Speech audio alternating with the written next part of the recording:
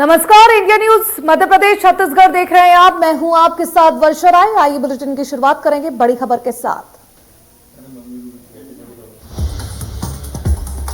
केंद्रीय कैबिनेट की बैठक जारी। इस वक्त की बड़ी खबर हम आपको दिखा रहे हैं। संसद भवन में केंद्रीय कैबिनेट की बैठक हो रही है, जिसमें बजट को मंजूरी दी जाएगी। मंजूरी मिलने के बाद बजट संसद में पेश किया जाएगा। इस वक्त की बड़ी खबर हम आपको दिखा रहे हैं।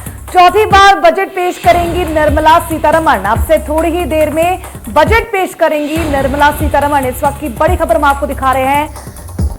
केंद्रीय कैबिनेट की बैठक लगातार जारी है। आपको बता दें, मोदी सरकार की ये 10वीं बजट है जो पेश की जाएगी मोदी सरकार की तरफ से, और संसद भवन में ये बैठक लगातार जारी है। आपको बता दें कि मंजूरी मिलने के बाद संसद में बजट पेश करती हुई नजर आएंगी निर्मला सीतारमण। जी हां, वित्त मंत्री निर्मला सीतारमण चौथी बार बजट पेश करने वाली है। ये तस्वीरें भी हम आपको लगातार दिखा रहे हैं किस तरह से राष्ट्रपति भवन के बाद निर्मला सीतारमण आपको बता दें कि संसद पहुंची, जहां पर केंद्रीय कैबिनेट की बैठक जो है वो लगातार जारी है। संसद भवन में इस बजट को मंजूरी दी जाएगी। मंजूरी मिलने के बाद ये बजट पेश किया जाएगा। चौथी बार बजट पेश करने जा रही है निर्मला सीतारमण। तो वहीं मोदी सरकार का ये 10वां बजट है जो पेश होगा। तो वहीं निर्मला सीतारमण चौथी बार वित्त मंत्री के तौर पर बजट पेश करती हुई नजर आएंगी। तो केंद्रीय कैबिनेट की बैठक जो है वो लगातार जारी है। देश का बजट यानी कि डिजिटल देश और डिजिटल बजट आज पेश होने जा रहा है संसद में। देश में चुनावी माहौल के बीच आज सुबह 11 बजे संसद में बजट पेश किया जाएगा। आपको बता दें कि लोकसभा में केंद्रीय वित्त मंत्री निर्मला सीतारमण साल 2022-23 का आम बजट पेश करती हुई नजर आएंगी। कोरोना संकट के बीच पेश किए जाने वाले बजट में सरकार की मुख्य प्राथमिकताएं क्या होंगी और आम लोगों के लिए इसमें क्या खास होगा, इस पर देश की निगाहें टिकी है। इस आम बजट में जनता को काफी राहत की उम्मीदें भी दिखाई दी हैं। वहीं इनकम टैक्स की सीमा में छूट की भी संभावनाएं हैं। वहीं अगर बात करें बजट से पहले शेयर बाजार की, तो उसमें एक बड़ा उछाल देखने को मिला है। सेंसेक्स 582 अंक ऊपर उछल गया है। वहीं निफ्टी में भी बढ़त आई है। तो इस बार संसद में बजट पेपरलेस तरीके से पास होने वाला है। आपको बता दें कि तस्वीरें भी आपको दिखा रहे हैं किस तरह से संसद भवन के बाहर निर्मला सीतारमण है उस तस्वीर में, और साथ ही उनके बगल में एमएस भी उनके साथ मौजूद हैं। थोड़ी देर में आपको बता दें कि कैबिनेट बैठक जैसे ही खत्म होगी, निर्मला सीतारमण संसद पहुंचेंगी, जहां पर संसद में संबोधन के दौरान वे बजट 2022-23 पेश करती हुई नजर आएंगी। तो आर्थिक नीतियां जो देश की होंगी वो उसकी पूरी रूपरेखा इस बजट में पेश की जाएगी। और आपको बता दें कि कई तरह की राहतों की भी उम्मीद इस बजट से लगाई जा रही है, चाहे वो नौकर पेशी हो या बेरोजगार हो, गरीब हो या फिर किसानों के मुद्दे हो, हेल्थ सेक्टर हो, सभी की उम्मीदें हैं इस बजट से। पूरे देश की निगाहें इस बजट में टिकी हुई है कि कुछ ना कुछ राहतें इस बार, और सरकार जो रियायतें हैं वो जरूर लेकर आएगी लोगों के लिए, आम जनता के लिए ये बजट आज आने वाला है। आपको बता दें कि डिजिटल इंडिया का डिजिटल बजट आज पेश होने वाला है। निर्मला सीतारमण सुबह राष्ट्रपति भवन पहुंची, उसके बाद राष्ट्रपति भवन से वह संसद पहुंची, जहां पर केंद्रीय कैबिनेट की बैठक जो है वो लगातार जारी है। इसी बीच जो करते हैं बड़ी खबर का, केंद्रीय कैबिनेट की बैठक खत्म हो चुकी है। इस वक्त की बड़ी खबर में आपको दिखा रहे हैं। संसद भवन में बैठक हो रही थी जो अब खत्म हो चुकी है, और अब थोड़ी ही देर में संसद में बजट पेश किया जाएगा। चौथी बार निर्मला सीतारमण वित्त मंत्री के तौर में बजट पेश करती हुई नजर आएंगी, और अब से थोड़ी देर में संसद में बजट पेश किया जाएगा। इस वक्त की बड़ी खबर हम आपको दिखा रहे हैं। देश के बजट से जुड़ी हुई केंद्रीय कैबिनेट की जो बैठक लगातार जारी थी सुबह से, वो अब खत्म हो चुकी है। संसद भवन में ये बैठक हो रही थी। अब से ही थोड़ी देर में अब संसद में बजट पेश किया जाएगा। वित्त मंत्री के तौर पर निर्मला सीतारमण चौथी बार बजट पेश करने जा रही हैं, और अब से थोड़ी ही देर में संसद में बजट पेश किया जाएगा।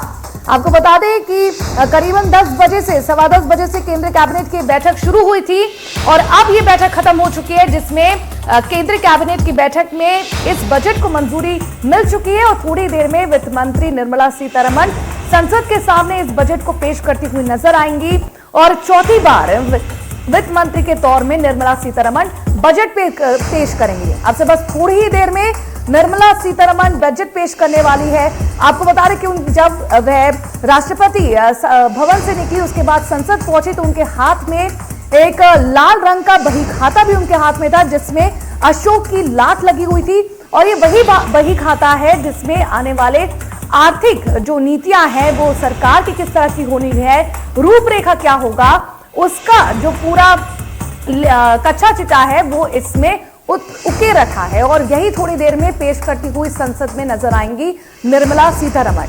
प्रधानमंत्री नरेंद्र मोदी सरकार की बात करें तो 10वां बजट है उनका ये, तो वहीं वित्त मंत्री निर्मला सीतारमण चौथी बार ये बजट पेश करती हुई संसद में नजर आएंगी। बस अब कुछ ही थोड़ी देर में पेश होगा ये बजट। और आपको बता दें कि सुबह 10:15 बजे कैबिनेट की बैठक शुरू हुई थी।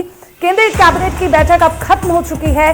संसद भवन में ये बैठक हो रही थी जिसमें रक्षा मंत्री समेत, गृह मंत्री समेत, प्रधानमंत्री समेत कई उच्च अधिकारी भी मौजूद थे। और आपको बता दें कि बस थोड़ी देर में बजट पेश करती हुई नजर आएंगी निर्मला सीतारमण। अब से कुछ ही देर में आप ये देखेंगे किस तरह से निर्मला सीतारमण इस बजट को पेश करती हैं। आपको बता दें कि कई समाज के कई वर्गों को इस बार इस बजट से खासा उम्मीदें हैं, चाहे वो नौकर पेशी हो, गृहिणी हो, साथ ही बेरोजगार या गरीब हो, किसान का मुद्दा हो, सभी को इससे काफी ज्यादा उम्मीदें हैं। चुनावों को लेकर भी ये बजट लोक लुभावन और माना जा रहा है, साथ ही ये पॉपुलिस्ट बजट भी कहा जा रहा है। और लोगों से इसको काफी उम्मीदें हैं। किसानों का मुद्दा सरकार शायद उच्चतम स्थान पे रखे क्योंकि आने वाले समय में चुनाव होने हैं, ठीक 9 दिन बाद चुनाव होने हैं जिसमें यूपी और पंजाब के ऐसे लोग हैं जिसमें किसानों की जो पॉपुलेशन है वो सबसे ज्यादा है, तो इसको लेकर शायद उम्मीदें किसानों की ज्यादा बढ़ जाती हैं। और अब बस थोड़ी ही देर में निर्मला सीतारमण बजट पेश करती हुई नजर आएंगी संसद में। केंद्रीय कैबिनेट की बैठक जो है वो खत्म हो गई है। अब पल पल की अपडेट हम आपको दिखा रहे हैं, मिनट टू मिनट की अपडेट है किस तरह से अब देश का बजट सबके सामने रखा जाएगा, संसद में ये बजट रखा जाएगा। मोदी सरकार का ये 10वां बजट है, तो वहीं निर्मला सीतारमण चौथी बार ये बजट पेश करने वाली है संसद में। आपको बता दें कि इस बार जो बजट होगा वो डिजिटल तरीके से होगा क्योंकि कोरोना महामारी की वजह से पिछले साल भी डिजिटल बजट रखा गया था, तो इस बार भी बजट डिजिटल होगा। आम नागरिकों के लिए सरकार ने बजट डिजिटल ऐप लॉन्च किया है जिसमें बजट से लेकर जितनी भी चीजें होंगी वो आपको इस ऐप के अंदर मिल जाएंगी। तो पल पल की अपडेट हम आपको दिखा रहे हैं किस तरह से बस थोड़ी ही देर में देश के सामने बजट 2022-23 पेश हो जाएगा। केंद्रीय कैबिनेट की बैठक जो है वो खत्म हो गई है। संसद भवन में ये बैठक हो रही थी जिसमें बजट को मंजूरी मिल चुकी है। अब से थोड़ी ही देर में संसद में ये बजट पेश किया जाएगा। चौथी बार बजट पेश करती हुई नजर आएंगी निर्मला सीतारमण। अब से बस कुछ ही देर में बजट पेश करेंगी निर्मला सीतारमण। और इस वक्त की बड़ी खबर हम आपको दिखा रहे हैं, देश का बजट। जी हां, डिजिटल इंडिया डिजिटल बजट आज आपको देखने को मिलेगा। देश का बजट जिसमें आर्थिक नीतियों की रूपरेखा तय हो चुकी है, उसको चौथी बार निर्मला सीतारमण वित्त मंत्री खुद संसद में पेश करने वाली हैं। आपको बता दें बस थोड़ी देर में संसद में ये बजट पेश हो जाएगा। कैबिनेट की जो बैठक है सुबह 10:15 बजे से चली वो अब खत्म हो चुकी है। संसद भवन में ये बैठक हो रही थी जिसमें प्रधानमंत्री नरेंद्र मोदी, गृह मंत्री, रक्षा मंत्री, निर्मला सीतारमण और कई उच्च अधिकारी मौजूद थे। और अब से बस थोड़ी देर में इस बजट को मंजूरी मिलने के बाद संसद में चौथी बार निर्मला सीतारमण इस बजट को पेश करेंगी। देश का बजट अब कुछ ही देर में पेश किया जाएगा।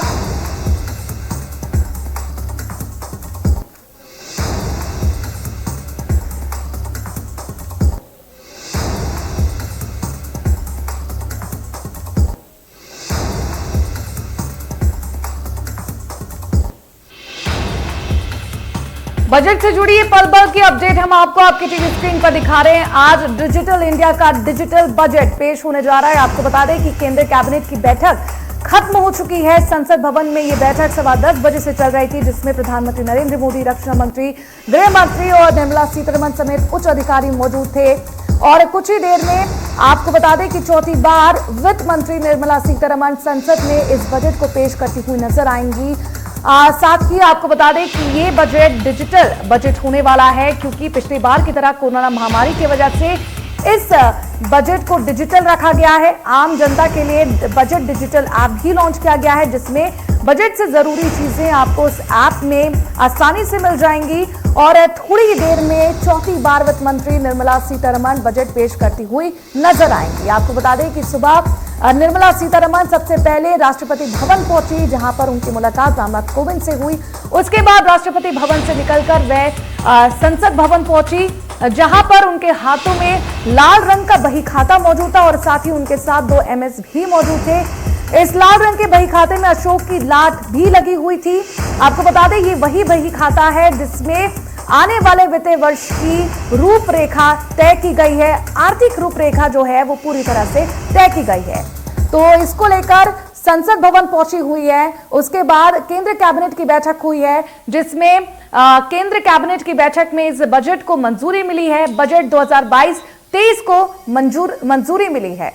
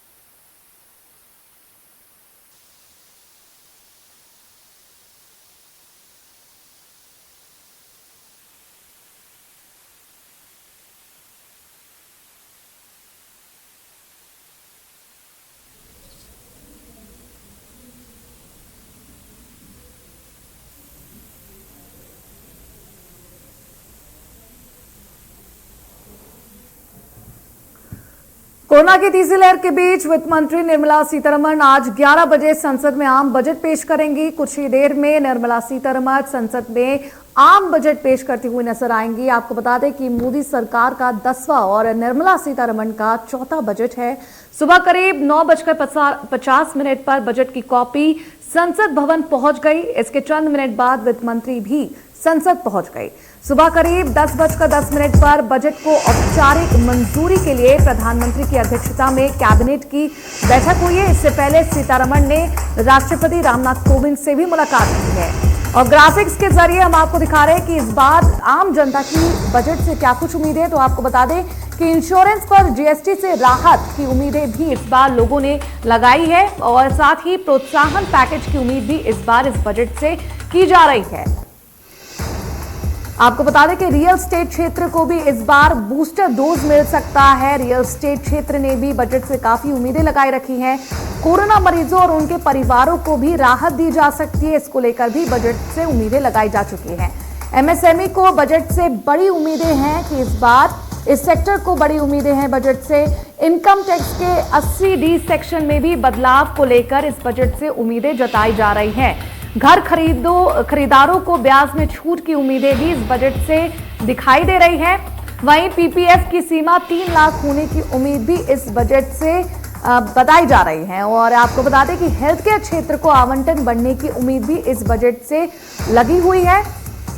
साथ ही किसानों को बड़ी सौगातें इस बार इस बजट से मिल सकती है, चाहे वो प्रधानमंत्री सम्मान निधि योजना हो या फिर क्रेडिट कार्ड में ब्याज दर कम करना हो। स्टैंडर्ड डिडक्शन की सीमा में भी इजाफा हो सकता है। Work from home allowance tax को भी छूट मिल सकती है।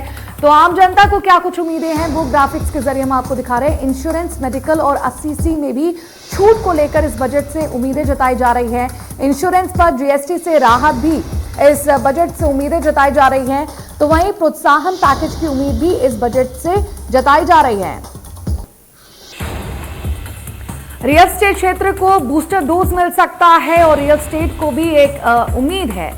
और साथ ही आपको वो तस्वीरें भी हम आपको दिखा रहे हैं किस तरह से निर्मला सीतारमण अपनी गाड़ी से उतर के संसद भवन पहुंची और वहां पर उनके साथ उनके 2 एमएस भी उनके साथ मौजूद हैं। आप उनके हाथों में देख सकते हैं कि लाल रंग का बही खाता भी उनके हाथों में मौजूद है, जिसमें आर्थिक नीतियों की जो रूपरेखा है, देश की आर्थिक नीतियों की रूपरेखा उस बही खाते में मौजूद है, जो कुछ ही देर में संसद में पेश करती हुई नजर आएंगी निर्मला सीतारमण। तो ये तस्वीरें संसद भवन की भी हम आपको लाइव दिखा रहे हैं और पल पल की अपडेट भी हम आपको दिखा रहे हैं। किस तरह से राष्ट्रपति भवन के बाद संसद पहुंची, उनके साथ उनके 2 एमएस भी मौजूद थे और एक मुस्कुराता हुआ चेहरा निर्मला सीतारमण के को आप देख सकते हैं कि किस तरह से वो भी उत्सुक हैं, क्योंकि लोगों को काफी इस बार उम्मीदें हैं बजट से, चाहे वो समाज के कोई भी वर्ग हो, उससे काफी ज्यादा इस बार बजट से उम्मीद है, क्योंकि तीसरी लहर के बीच में इस बजट को पेश किया जा रहा है। तो चाहे वो हेल्थ सेक्टर की बात करें, नौकर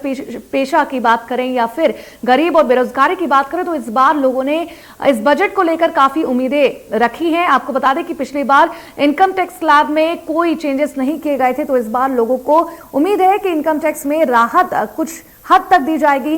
किसानों को भी इस बार बजट से काफी उम्मीदें हैं, चाहे वो कीटनाशक दवाओं की कीमत कम करना हो या फिर किसान सम्मान निधि को बढ़ाना हो। आपको बता दें कि हर साल प्रधानमंत्री किसान सम्मान निधि में किसानों को हर साल 3 किश्तों में 6,000 रुपए दिए जाते हैं, तो इसको भी बढ़ाने को लेकर भी किसान तत्पर हैं। तो वहीं किसान क्रेडिट कार्ड में ब्याज की दरों को कम करने की भी बात किसानों द्वारा रखी गई है। तो इस बार काफी ज्यादा उम्मीदें जताई जा रही हैं और मिनट टू मिनट जो अपडेट है बजट को लेकर हम आपको बता रहे हैं कि कुछ ही देर में ठीक 11 बजे संसद में निर्मला सीतारमण बजट पेश करती हुई नजर आएंगे।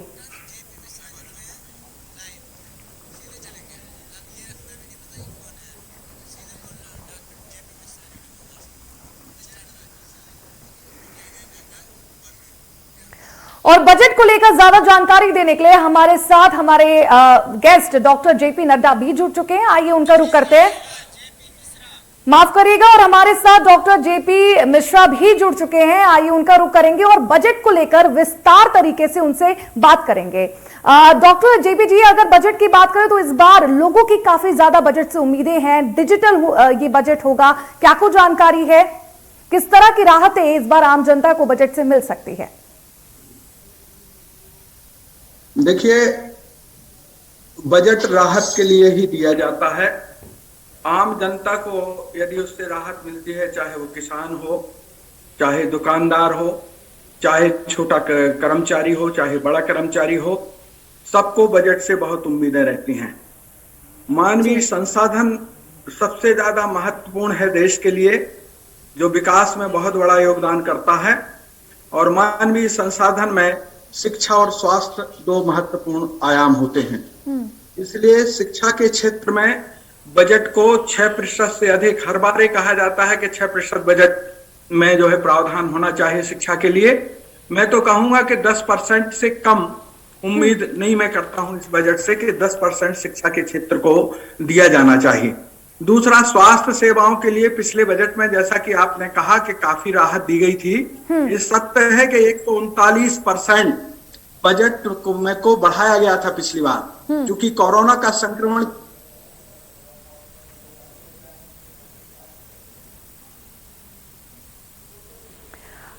जी, और हमारा संपर्क उनसे टूट चुका है, लेकिन जी आपकी आवाज आ रही है। जेपी सर, आपकी आवाज आ रही है। ओके। तो मैडम, जब 139% की वृद्धि पिछले संक्रमण काल में की गई थी, तो मैं तो उम्मीद करता हूं कि मानवीय संसाधन के विकास के लिए और स्वास्थ्य सेवाओं के लिए कम से कम 139% की अपेक्षा मैं उससे बजट से कर रहा हूं। किसान के लिए भी सब्सिडी की मर्यादा को थोड़ा आगे बढ़ाया जाना चाहिए, क्योंकि भारत किसानों का देश है और देश के 70% लोग अपनी जीविकोपार्जन के लिए खेती पर ही आश्रित हैं। इसलिए रूट लेवल पर बजट का फोकस ज्यादा होना चाहिए। इसलिए किसान को राहत के पैकेज के साथ बढ़ाया जाना चाहिए, क्योंकि वही अन्नदाता है। तीसरी बात, परिवहन के संबंध में मैं अवश्य कहूंगा कि इस देश में परिवहन का विस्तार बहुत अधिक हो रहा है। लोगों का आवागमन और विकास की रफ्तार परिवहन के साथ ही बढ़ती दिखती है। इसलिए परिवहन के क्षेत्र में जो फ्यूल बढ़ रहा है, इसमें बजट से राहत मिलना चाहिए, तब जो है हमारी विकास की रफ्तार तेज होगी। जो कहा जा रहा है कि इस साल ग्रोथ रेट जो है 8 और 9% के बीच में होगा, तभी होगा आम आदमी को जो है राहत दी जाएगी, ऐसा मेरा मानना है। जी जेपी सर, कुछ ही मिनट बचे हैं, ठीक 11 बजे संसद में वित्त मंत्री निर्मला सीतारमण बजट पेश करेंगे, लेकिन उससे पहले हम जानना चाहेंगे कि क्या सरकार के लिए इस बार बजट पेश करना चुनौतीपूर्ण होने वाला है, क्योंकि 2 मायने, एक कोरोना की तीसरी लहर कमर टूट चुकी है, उसको अब ठीक करना है, वहीं दूसरी तरफ 5 राज्यों में चुनाव होने वाले हैं, जिसमें कोशिश की जाएगी जो इस बार बजट है वो थोड़ा लोक लुभावन और मन भावन हो इस पर, और साथ ही पॉपुलिस्ट बजट हो। क्या कुछ कहना चाहेंगे आप? देखिए, इतिहास इस बात का गवाह है कि जब जब भी बजट दिए गए हैं, लोक लुभावन बजट, यदि चुनाव का काल है तो लोक लुभावन बजट तो दिया ही जाता है, लेकिन सरकार कोरोना के संक्रमण से भी इतर मतलब बाहर नहीं जा सकती है, उस पर तो पूरा बजट का फोकस उनको रखना पड़ेगा, क्योंकि ये आम आदमी से लेके ऊपर तक के लेवल की बात है। हर आदमी इससे ग्रसित है, संक्रमण से ग्रसित है, तो संक्रमण के बचाव के लिए बजट में, जैसा मैंने पहले कहा कि 139% यदि पिछले बजट में प्रावधान किया गया था, तो कम से कम उतना तो कोरोना काल के कारण, क्योंकि अभी भी लहर चल रही है, आपको पता है, और यूरोप तो इससे ज्यादा ग्रसित है। हमारे यहाँ तो चूंकि बूस्टर डोज, हम सरकार का धन्यवाद भी करेंगे कि जो उन्होंने पिछले वर्ष के बजट में बूस्टर डोज, अब तीसरा बूस्टर डोज भी लगने वाला है, इससे काफी हमारे यहाँ राहत है। लेकिन ये राहत की जो पैकेज हैं वो बजट में बढ़ाए जाना चाहिए, और ना बढ़ाए जाए तो 139% तो रहना चाहिए। पूंजीपतियों की जो आप बात कर रही हैं, देखिए, उद्योगों को बढ़ाने के लिए जो सरकार ने पिछले वर्षों में स्टार्टअप और स्टैंड अप योजनाएं शुरू की गई हैं, ये लोक लुभावनी है, लेकिन उद्योग विभागों को, उद्योग व्यापार केंद्रों को जो बजट का प्रावधान है उसको भी बढ़ाया जाना चाहिए, तभी स्टार्टअप और स्टैंड अप जैसी योजनाएं शुरू होंगी। तो इसलिए मुझे लगता है कि जो है छोटे छोटे लघु उद्योग, एमएसएमई जिसे हम बोलते हैं, एमएसएमई उपक्रमों को भी इसमें राहत मिलना चाहिए और सहूलियत मिलना चाहिए, तभी उद्यमी आगे आके काम करेंगे और देश विकास की ओर उन्मुख होगा।